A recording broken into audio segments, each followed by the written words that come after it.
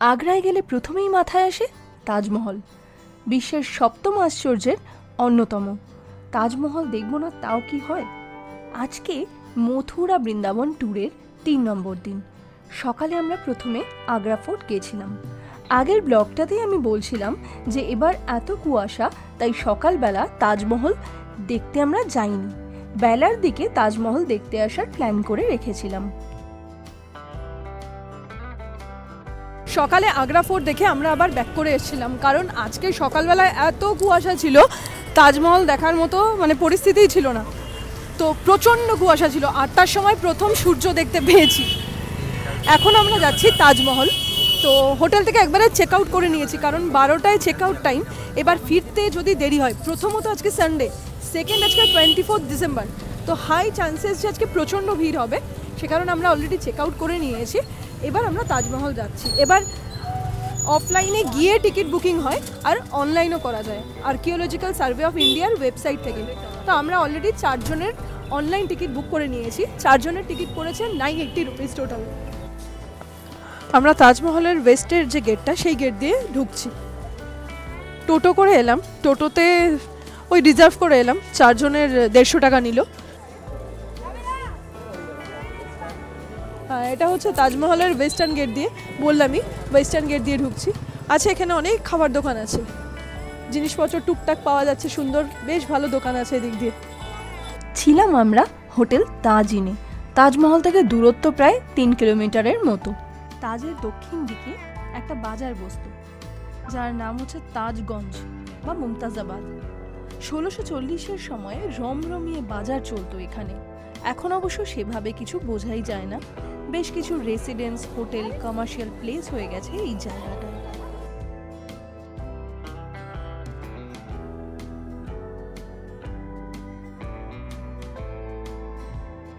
এটা হচ্ছে ticket counter. অনলাইনে কাটলে একটু কম পড়ে। যদি তাজমহলের বাইরে এবং ভিতরের সমস্ত ঘুরতে হয়, তাহলে 250 টাকা per head entry fees. But online কাটলে সেক্ষেত্রে ফিজটা কিন্তু কিছুটা কম পড়ে, 250 করে, 4 জনের 1000। সেক্ষেত্রে আমরা 4 জনের 980 টাকা দিয়ে কেটেছি। তাছাড়া রয়েছে হচ্ছে শুধু তাজমহলের জন্য, যেখানে হচ্ছে 200 টাকা করে হচ্ছে এখানে এন্ট্রি ফিজ। বাট যদি অনলাইন কাটা হয়, সেক্ষেত্রে 190 টাকা করে কিন্তু এন্ট্রি ফিজ পড়ে। অফলাইনে টিকিট কাটলে, কাউন্টারে এসে টিকিট কাটলে 10 টাকা করে বেশি। যেহেতু আজকে রোববার এবং 24 ডিসেম্বর, অসম্ভব ভিড় রয়েছে। একদিকে স্কুলের বাচ্চারা, তাছাড়া তো নর্মাল ট্যুরিস্টরা আছেই।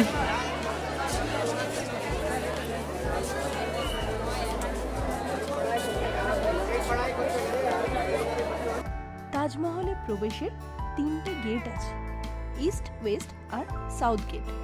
ভিতরে ঢোকার সময় দেখা যায় সারি সারি ঘর, যেখানে মোগল সৈন্যরা সিকিউরিটি পারপাসে থাকত। ঢুকে এসছি আমরা ভেতরে। তো চেকিং হয় গেটে। ব্যাগের মধ্যে কিন্তু সেভাবে কিছু লাইটার, সিগারেটের প্যাকেট বা তেমন কিছু যেন না থাকে। মেনলি পার্স আর মোবাইল, এটা হচ্ছে থাকলে অসুবিধা নেই। ভালো মতো চেকিং হয়, ব্যাগ দিয়ে দিতে হয় জাস্ট লাইক এয়ারপোর্ট। বাট ওই প্রপার ওয়েতে এখানে কি হয়, ব্যাগটা যখন কাউন্টারে নেওয়া হয়, সেই সময় কিন্তু একটা হুড়োহুড়ি লেগে যায়। পুরো কে কার ব্যাগ নিয়ে নিচ্ছে ঠিক নেই। তো সেই জায়গাটা একটু কিন্তু সতর্ক থাকতে হবে, কারণ ভিড় তো প্রচণ্ড। কিছুটা এগিয়ে আরও কিছু ঘর। এখানে থাকতেন তাজমহলের কারিগররা টানা 22 বছর ধরে। ঢুকতে যে প্রথম গেট, এটা হলো রয়্যাল গেট। এখানে 11টা গম্বুজ আছে। এই রয়্যাল গেটের বিশেষত্ব হলো, এখান দিয়ে যত ভেতরে যাবেন তাজমহলকে ছোট মনে হবে। আর এই গেটের উপর যে 11টা গম্বুজের কথা বলছিলাম, এর একটা তাৎপর্য আছে। তাজমহল 22 বছর ধরে তৈরি হয়েছিল, তাই সামনে 11টা গম্বুজ আর পিছনের দিকে 11টা গম্বুজ, মোট 22টা।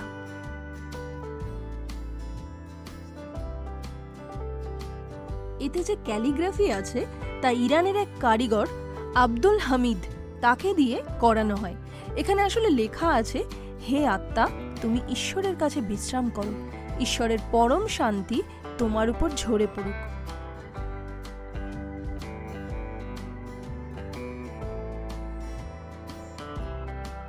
তাজমহলকে বলা হয় ভালোবাসার সাক্ষী। শাহজাহান নাকি খুবই ভালোবাসতেন মমতাজকে। মমতাজ তার 14তম সন্তান জন্ম দিতে গিয়ে রক্তক্ষরণে মারা যায়। এই ভালোবাসা কতটা খাঁটি তা নিয়েও প্রশ্ন আছে। মমতাজ মারা যাওয়ার কদিন বাদেই মমতাজের বোনকে শাহজাহান বিয়ে করেন। তাজমহলে যে এই ব্যবহৃত সাদা মার্বেল রাতের আলোতেও উজ্জ্বল দেখায়। এই সাদা পাথর মাকরানা থেকে আনা হয়েছিল, অদ্ভুত কারুকার্য। তাজমহলের এই যে সাদা পাথর, এর জন্য এক এক সময় এক এক রকম লাগে। ভোরবেলায় গোলাপি লাগে, দুপুরবেলায় সাদা, আবার সন্ধ্যার সময় সোনালি, রাতে গাঢ় নীল লাগে। অদ্ভুত সুন্দর কারুকার্য।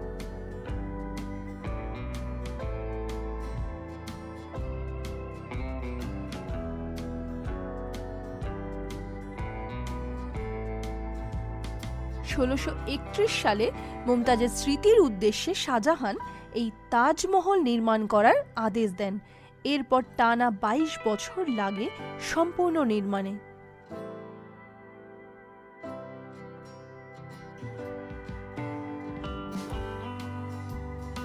তাজমহলের চারপাশে 4টে মিনার আছে, একটু বাইরের দিকে ঝোঁকানো, যাতে ভূমিকম্প হলে বাইরের দিকে ভেঙে পড়ে। মেন যে সৌধ, তাতে যেন কোনো আঁচ না আসে। তাজমহলের মেন যে গম্বুজ, তার নিচে কিন্তু কোনো পিলার নেই। ফাঁকা যে মাঠটা, এখানে বাগান ছিল একটা সময়। তাজমহল দেখতে যতটা সুন্দর, ভেতরে কিন্তু ততটাই রহস্য। সৌধ ছাড়া বাকি কিন্তু 40% জায়গায় যাওয়ার পারমিশনই নেই। আমরা এখন তাজমহলের ভেতরে আছি, প্রচণ্ড ভিড়, আর একদম যে ভেতরে ঢুকবো সেখানে বিশাল লাইন পড়েছে। তো তাও সকাল থেকে খুব কুয়াশা ছিল, নাহলে সকালবেলাই আসতাম। এখন আমার মনে হচ্ছে যেন ভিড়টা আরও বেড়ে গেছে। খুবই ভিড়, প্রচণ্ড ভিড়। এক তো 25 ডিসেম্বরের আগের দিন, এই সময়টা অলমোস্ট ছুটির টাইম, সেজন্য ভিড়টা আরও বেশি। তাজমহলের ভেতরে ডিরেক্ট জুতো পরে ঢুকতে দেবে না, পায়ের মধ্যে এরকম কভার। আমরা বাইরে থেকে যদিও কিনেছিলাম, 4টে বোধহয় 40 টাকা নিল, 10 টাকা করে। জুতো পায়ে কিন্তু ডিরেক্ট তাজমহলে ঢোকা যায় না। আগেই বলছিলাম, ঢোকার আগেই জুতোর উপরের কভার পাওয়া যায়, তো সেখানে কোনো পয়সা দিতে হয় না। রিসাইক্লিং, একজন রাখে, ফেরার সময় আরেকজন পড়ে যায়। আর বাইরে থেকে নিলে কিন্তু পয়সা দিয়ে কিনতে হয়। যেমন আমরা প্রথমে ব্যাপারটা জানতাম না, তাই যখন ঢুকছিলাম তখনই আমরা বাইরে থেকে কিনে নিয়েছিলাম। তো পরে ভেতরে এসে দেখতে পেলাম যে আসলে এখানে এই জুতোর ওপরে যে কভার পাওয়াই যায়। এই হলো মুমতাজের সমাধি। তবে এই কবর কিন্তু আসল না, এটা আসলে ডামি কবর। এর নিচে আছে আসল কবর, যেখানে পর্যটকদের যাওয়ার পারমিশন নেই। মুমতাজকে বুরহানপুরে কবর দেওয়া হয়েছিল, আর তাজমহল নির্মাণ হওয়ার পরে এখানে নিয়ে এসে পুনরায় কবর দেওয়া হয়। শাহজাহানের মৃত্যুর পর তার প্রিয় কন্যা জাহানারা মায়ের পাশেই পিতাকে কবর দেন। তাজমহলের উল্টো পারে রয়েছে মেহতাব বাগ। শাহজাহানের দরবারে থাকা লেখক আব্দুল হামিদ লাহোরি শাহজাহানের জীবন কাহিনী পদশাহায় লিখেছিলেন, তাজমহলের নিচে থাকা যে ভিত শাহজাহান তৈরি করেননি, এই জায়গাটি নাকি তিনি রাজা জয়সিংহের থেকে কিনেছিলেন। তাজমহলের বেসমেন্টের দিকটা লক্ষ্য করলে বেশ কিছু ভেন্টিলেশন সিস্টেম দেখা যায়। বলা হয় তাজমহলের বেসমেন্টে 22টা কামরা আছে। শাহজাহান চেয়েছিলেন তার প্রিয় পুত্র দারা শিখো পরবর্তী মোগল সম্রাট হোক, কিন্তু অরঙ্গজেব শাহজাহানের বিরুদ্ধে যুদ্ধ ঘোষণা করেন এবং তাকে পরাজিত করেন। দারা শিখোর কাটা মাথা তিনি শাহজাহানকে উপহার দিয়েছিলেন। তাজমহল দেখতে হলে কোথায় উঠবেন? তাজমহলের আশেপাশে অসংখ্য হোটেল আছে। যেমন বলছিলাম, আমরা ছিলাম হোটেল তাজিনি। তো এরকম প্রচুর হোটেল আছে, এবং কুয়াশা না থাকলে কিন্তু স্পষ্ট হোটেল থেকে তাজমহল দেখতে পাওয়া যায়। আর হোটেলের সামনে থেকে টোটো পাওয়া যায়, তো আরামসে, খুব বেশি খরচও নয়। বেরোনোর সময়ও কিন্তু টিকিট আবার চেক করে। আর খুবই ভিড় ছিল, খুবই ভিড়, মানে একদম তার মধ্যে হাঁটতে হাঁটতে কোমরে ব্যথা হয়ে গেছে।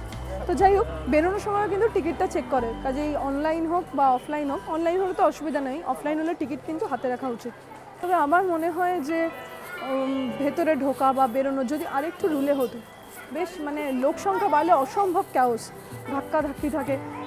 একদম ভেতরে ঢোকার সময় একটা মানে পায়ে জুতোর ওপরে কাপড়ের জুতোর মতো দেখতে পরতে দেওয়া হয়, যাতে একদম জুতোর তলার ময়লাটা ভিতরে না যায়। তো